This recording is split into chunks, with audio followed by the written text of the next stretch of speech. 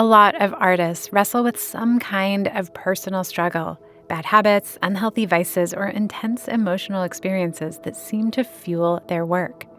At some point, they have to decide, do I keep putting my health and quality of life at risk for the sake of my art? Throughout history, some artists have leaned on drugs or alcohol or found creative energy in psychological extremes or turbulent relationships. Think Van Gogh's absinthe, Fitzgerald's alcoholism, and Frida Kahlo's tumultuous romance with Diego Rivera. For San Diego painter Mary Jhun, it was bad sleep. When I had my first sleepover with my friends, my best friend had once told me that I snore like a baby pig. And I was like, oh, that's cute. But of course, Mary couldn't hear herself while she slept. While her friends marveled at her bizarre snorting, she was off in a totally different world. I've always been an avid dreamer where it's I know I'm going to have a good dream tonight. Every night, it always felt like that. It's literally like walking into a movie you have no idea about every night. And hence my paintings, hence being a surrealist. For about 20 years, Mary has painted the same signature characters. She calls them the girls. She sees them in her dreams at night and paints them when she wakes up. I once wrote, the girls are it. I'm just the hands. And so I feel like that idea has always been so much bigger than, me. Mm-hmm. And so in those dreams, sometimes I'll see them, as mountains. They're huge. They're huge, huge. And then I'm just me in the dream walking. So I'm sometimes I'm them, sometimes I'm not. But back in the real world, there was still that persistent snoring. In recent years, my boyfriend had been telling me, hey, you should probably, check that out. Because, it's starting to sound different like a baby pig. Mm-hmm. And so the moment that I got it checked and was pretty much diagnosed sleep apnea and all that stuff, they had me wear a mask which is called a CPAP. And the moment I received the CPAP, a month in, I lost all of my dreams. I stopped dreaming and I didn't know why. And that week, the first week where I couldn't dream, I was crying every night. And I would nudge my boyfriend and be I don't know what's going on. It's I feel like I'm going into a black abyss. Mary's whole life has been dedicated to art and to her dreams. She's used both together to help her understand herself and to navigate a series of life-upending challenges and to learn to let go. But what happens when the thing that fuels your art disappears? I don't know. It just felt weird because I had things taken from me, growing up, whether it was a physical thing or just biology. And so that was another thing I just felt very emotional about, where I was okay, you already took parts of my life away, world, the universe. Please don't take my dreams away just because I want to rest. And that's such a weird relationship, In wanting to have sort of a better relationship to sleep health, I was losing the thing that gave me my paintings. This is the story of how Mary Jhun lost her dreams, how she traded in her artistic muse hoping for health, and how she found a way to have both. From KPBS Public Media, this is The Finest, a podcast about the people, art, and movements redefining culture in San Diego. I'm Julia Dixon Evans.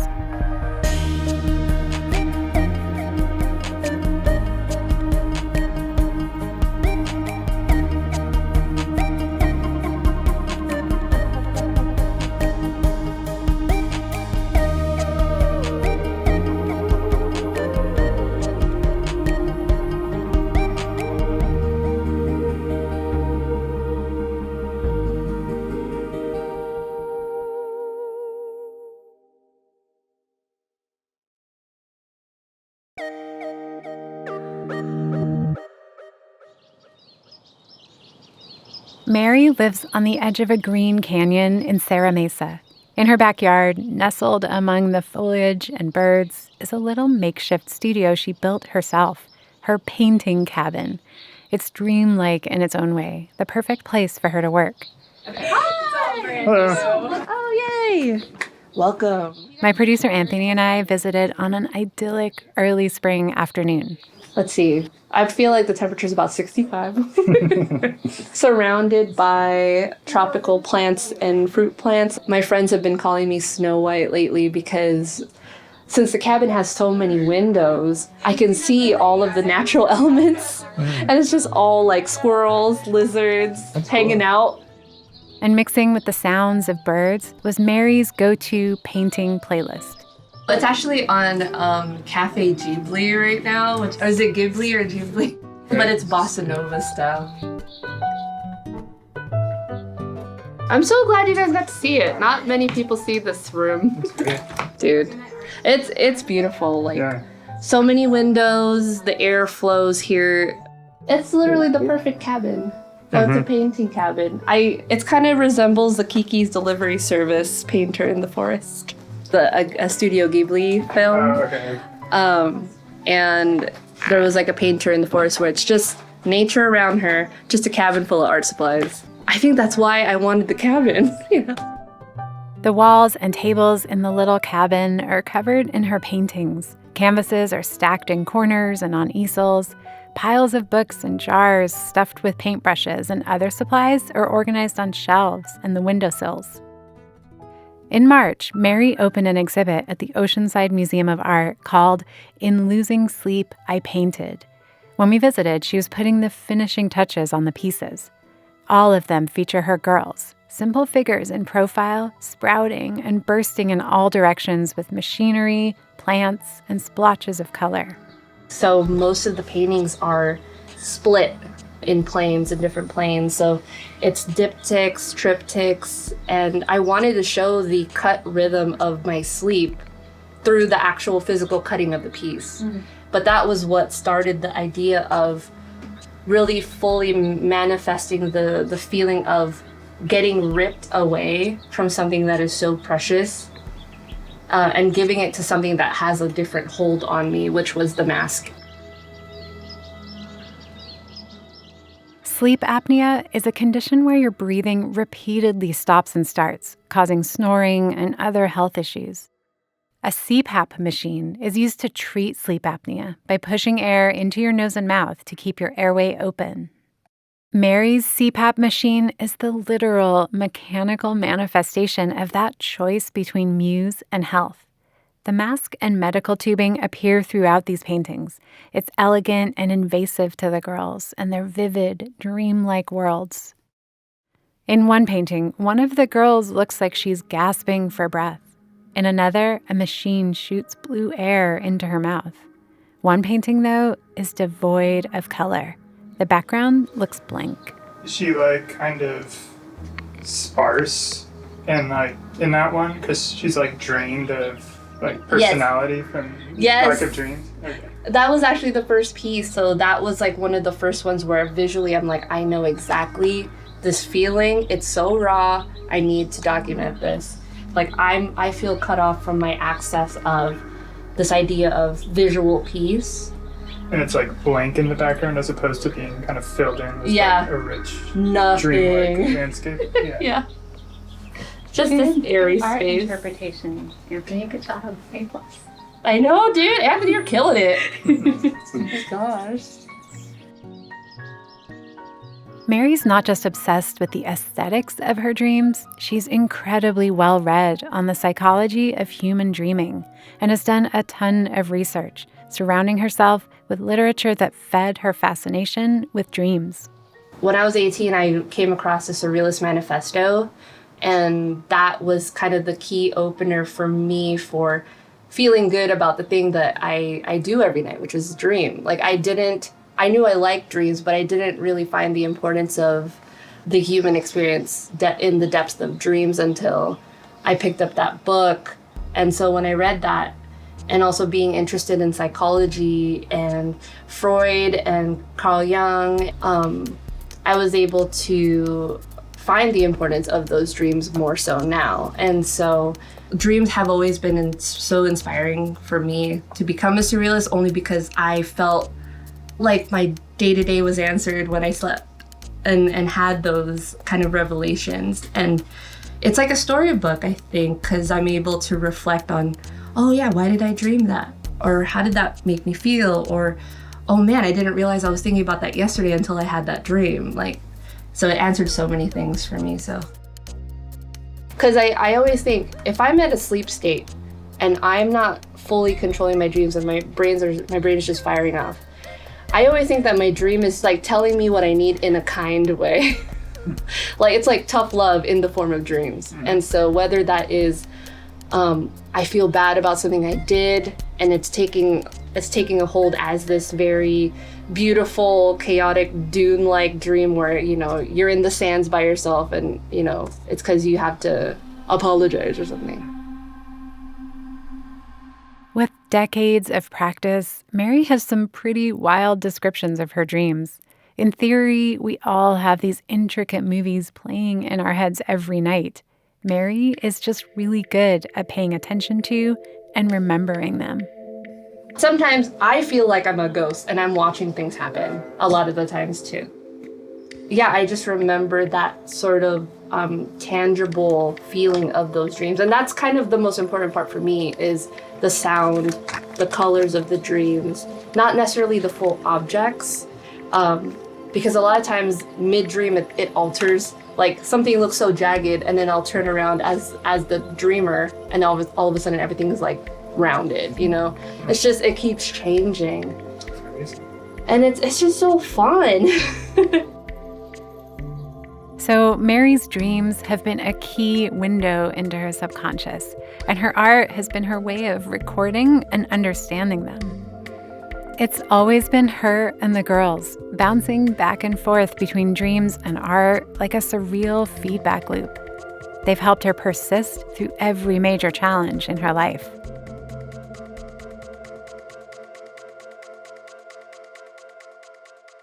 One of her most powerful and therapeutic series used a medium you might not normally see in fine art. I had a whole series of doing Etch-a-Sketches. I have one right now. I don't know if you guys want to see it, but I mean, it's, yeah. I would have to make it, but. So you're kind of a pro at Etch-a-Sketch? Yes. She pulled out an old Etch-a-Sketch and immediately began creating a stunningly detailed rendition of the girls, all while telling us how she got so into the classic art toy. This blew me away to witness. How old was I? I was like 26.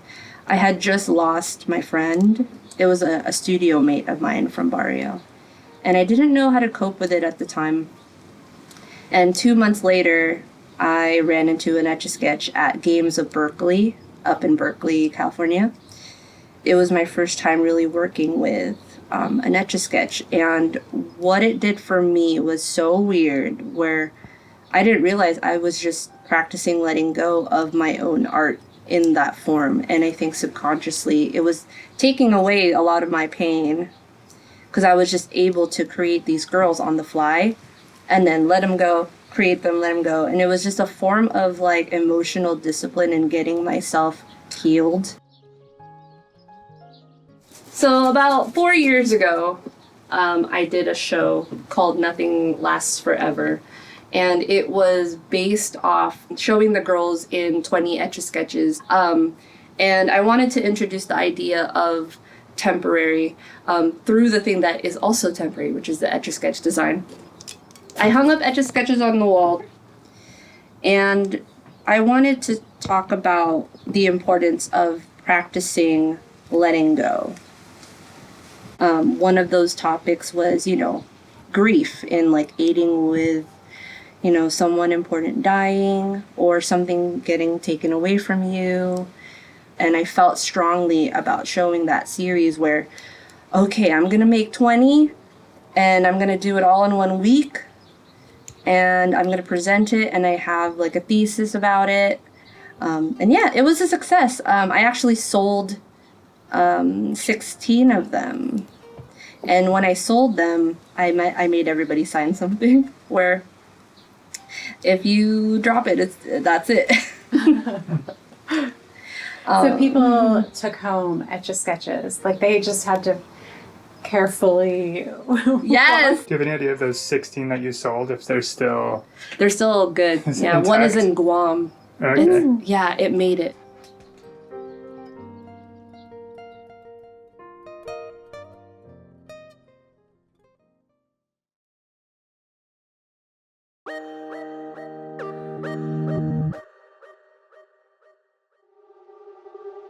In her mid-20s, Mary faced an unexpected major life challenge: premature menopause.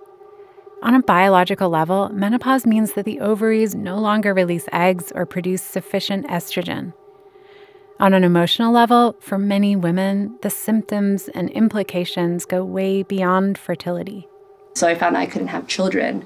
And so with those things happening in my life, I've been able to transfer the learning part of it to art, which is, I'm okay. I can let go of things and still be upright and still feel strong. So she turned to the girls in her dreams and paintings. Just like how her girls recently took on elements of the CPAP machinery, when she was going through early menopause, they changed to reflect Mary's reckoning with her body. Like when I think about how the design changed from this sort of organic, young, soft girl into when I found that out in my mid-20s, like I was looking at my work recently and I realized that was the big structure shift. It was when the girls started to break apart. And I was like thinking, well, I was strong before I found out, and I'm strong even with this thing happening to me. And if I can portray more of the physical idea of the feeling into the paintings of pain and being pulled apart and put back together, that will just reinforce the idea of strength for me. And so the girls during that time started to break apart. They started to take on a lot more tendrils, like kind of wrapping into itself. So it was just a metaphor of keeping yourself together while things were happening to you. And then all the things I was drawing was coming out of the girls to restructure herself. Mm-hmm. And so I think I've always wanted to put into perspective that the tools are actually in you to maintain what you want to become post-trauma.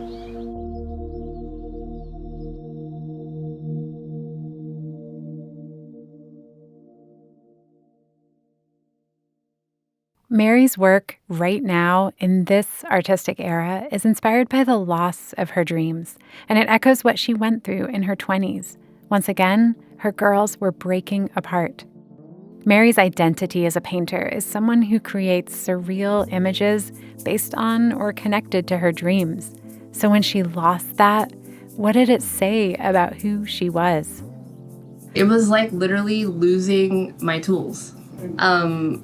There was a night where I was like sitting in bed, I was crying, I was telling my boyfriend like, oh no, oh my gosh.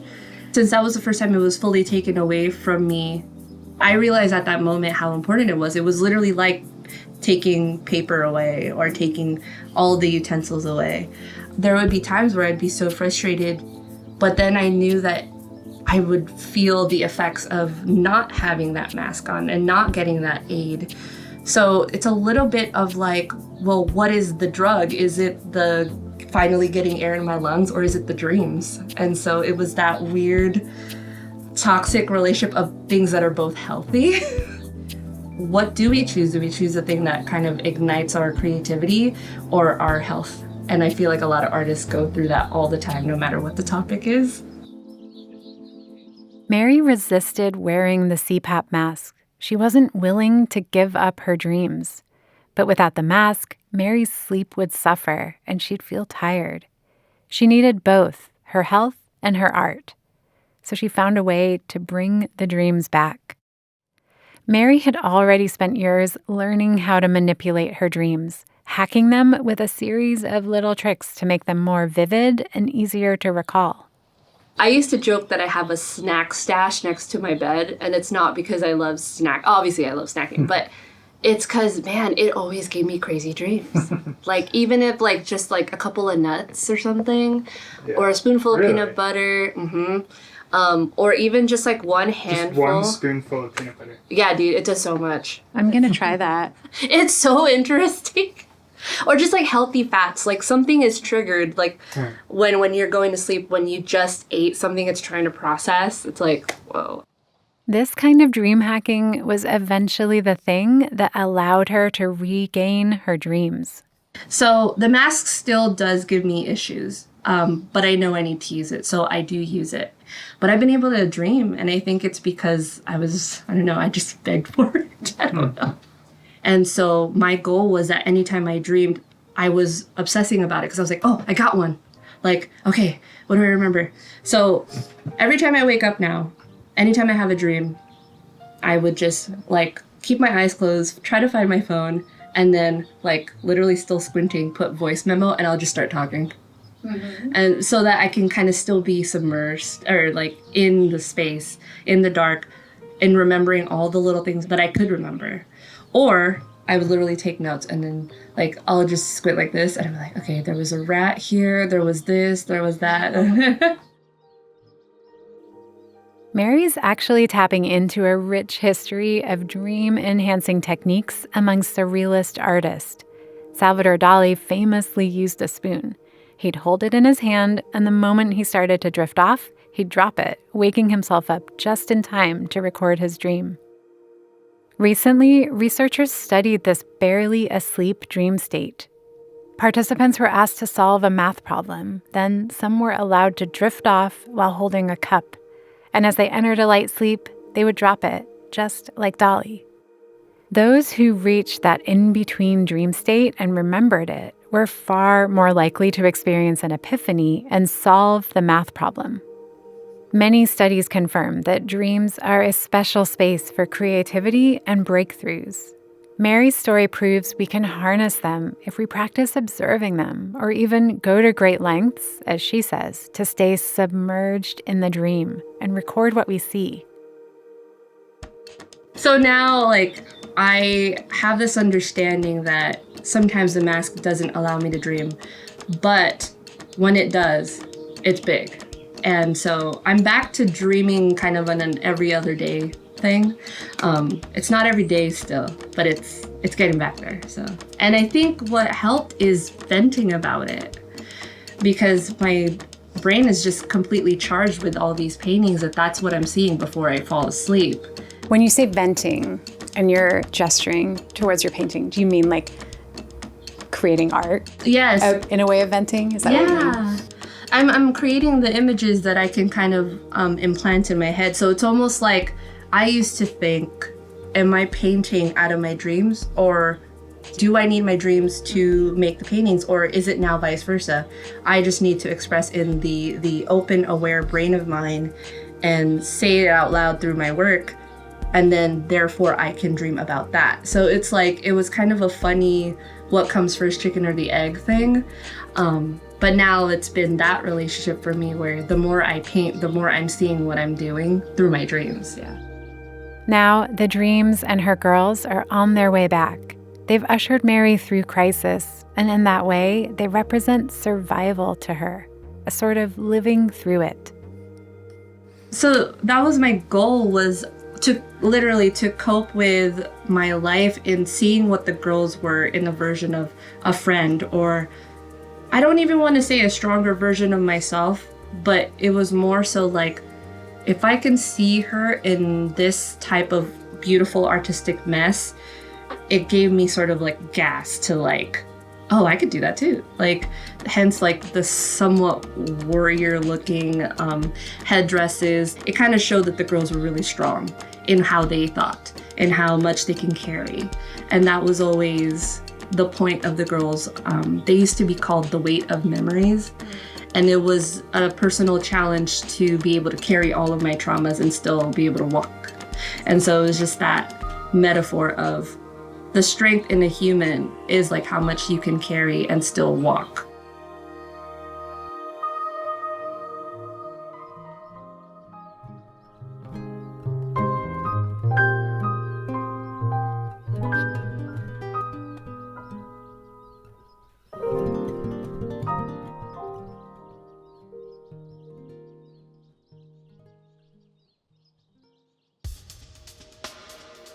A special thanks to Mary Jhun for her help with this episode.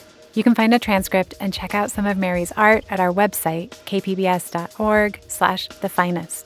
Her exhibit will be up at the Oceanside Museum of Art through June 15th. Thank you so much for listening. If you enjoyed the episode, subscribe, leave a rating, and share it with your friends. Next Thursday on The Finest, San Diego's last Alt Weekly has ended its print run after 52 years. What happens when a city loses its alternative press? The value of an alt weekly to a community is I think, uncontestable. It's just wonderful. They were conversational. They had a point of view because they knew they had to be different.